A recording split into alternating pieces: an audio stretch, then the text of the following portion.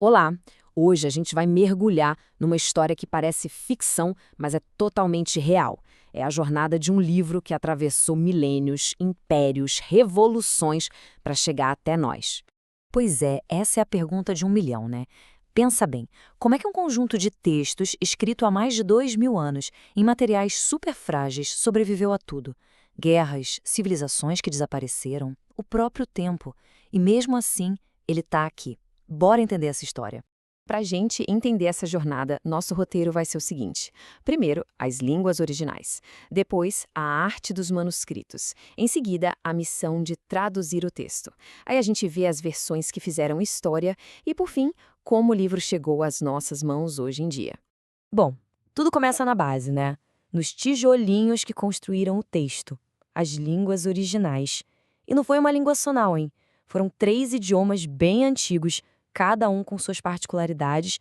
Olha só que interessante. A maior parte do Antigo Testamento foi escrita em hebraico, a língua do Antigo Israel. Mas, em alguns trechos, a gente encontra o aramaico, que era a língua do dia a dia dos judeus depois do exílio na Babilônia, e o Novo Testamento, inteirinho em grego koiné. E não era aquele grego clássico, difícil. Era o grego comum, falado nas ruas, o idioma que unia todo o Império de Alexandre o Grande.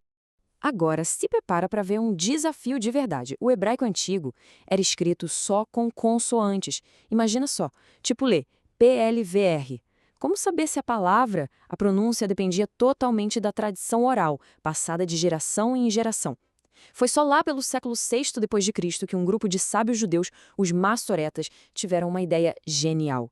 Eles criaram um sistema de pontinhos e traços para indicar as vogais. Isso basicamente congelou a pronúncia e garantiu que ela não se perdesse no tempo. Uma inovação fundamental. Ok, então já temos as línguas. E agora? Como é que esses textos eram registrados e copiados? Bom, era tudo à mão, letra por letra. Um trabalho que era uma verdadeira arte, exigindo uma precisão e um respeito enormes.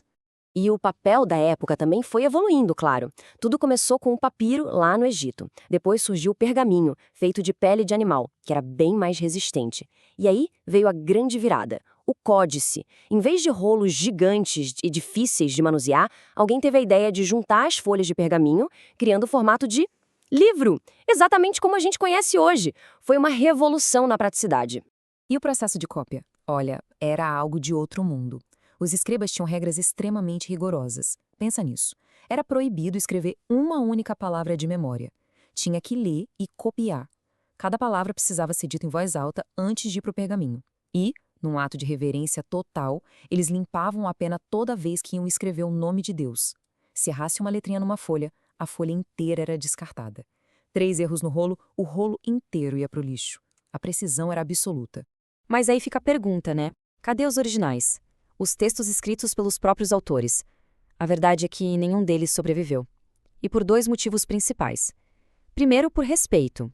Os judeus tinham o costume de enterrar os rolos que já estavam muito gastos, como se fosse um funeral, para que o texto sagrado não fosse desrespeitado. E o segundo motivo é bem mais triste: perseguição. Imperadores como Antíoco Epifânio e Diocleciano tentaram apagar o judaísmo e o cristianismo da história. E uma das táticas era queimar todos os manuscritos que encontravam. Então, se não temos os originais, como podemos saber se as cópias são fiéis? Por muito tempo, essa foi uma grande dúvida. Até que em 1947 aconteceu algo espetacular: a descoberta dos rolos do Mar Morto. No meio deles, encontraram um rolo completo do livro de Isaías, de cerca de 100 anos antes de Cristo. Isso é 1000 anos mais antigo que o manuscrito mais completo que se tinha até então. E quando os estudiosos compararam os 2 textos, eles eram praticamente idênticos. A fidelidade da cópia ao longo de 1 milênio era impressionante. Certo, o texto foi preservado com uma precisão incrível, mas ele ainda estava em hebraico, aramaico e grego. Para que a mensagem pudesse cruzar fronteiras e chegar a mais gente, ela precisava aprender a falar novas línguas. Começava aí a grande missão de traduzir. E a primeira grande história de tradução começa com esse número aí, 72. Diz a tradição que 72 sábios judeus, 6 de cada uma das 12 tribos de Israel, foram chamados para uma tarefa gigantesca em Alexandria, no Egito. E o resultado desse trabalho monumental foi a Septuaginta. Foi a primeira vez que todo o Antigo Testamento hebraico foi traduzido para outra língua, no caso grego. Isso lá por 250 a.C. De repente, as escrituras hebraicas podiam ser lidas por qualquer pessoa no mundo que falasse grego, que era basicamente o mundo civilizado da época. O nome Septuaginta vem do latim para 70, uma referência a esses tradutores. E essa citação resume bem o timing perfeito disso tudo. O grego tinha se tornado uma espécie de língua universal, graças a Alexandre o Grande. Então, quando o Novo Testamento foi escrito, também em grego, o Antigo Testamento já estava lá, prontinho, no mesmo idioma. Foi como se o palco estivesse preparado para que essas ideias se espalhassem pelo mundo como um rastilho de pólvora.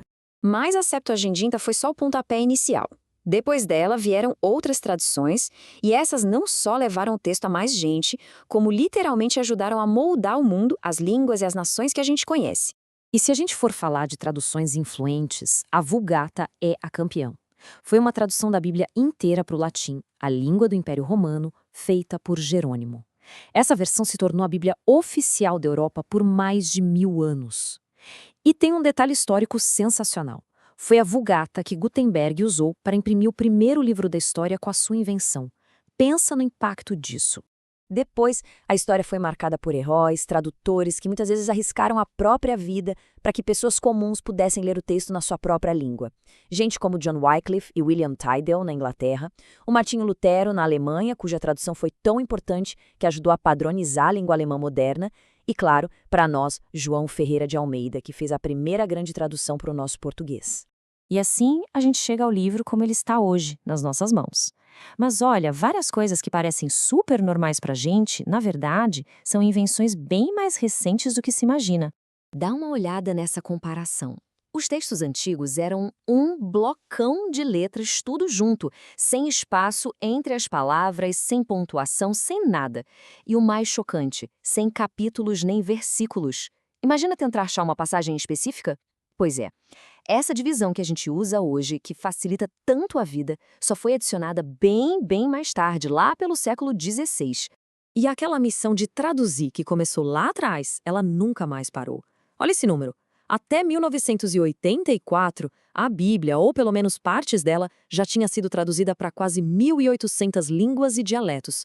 Isso a torna, de longe, o livro mais traduzido da história da humanidade. É uma jornada que começou com 3 línguas antigas e hoje fala com o mundo inteiro.